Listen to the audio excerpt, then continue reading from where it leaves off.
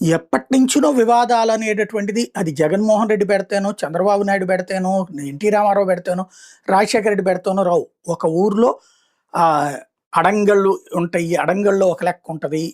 Local సర్వేలు ఒక రకంగా ఉంటాయి. ఎందుకు అట్లా జరిగినాయంటే, ఒకప్పుడు గొలుసుతో కొలిచేవాళ్ళు. ఒకప్పుడు తాడుతో కొలిచేవాళ్ళు. అంటే ఫర్ ఎగ్జాంపుల్ ఒక తాడు గట్టిగా పట్టుకుని ఆ చివరి నుంచి ఈ చివరి దాకా కొలిసి ఒక తాడు లేకపోతే 1 మీటర్ తాడు, 2 మీటర్ల తాడు ఇట్లా కొలతలు కొలిచేవాళ్ళు. గొలుసులతో కొలిచేవాళ్ళు.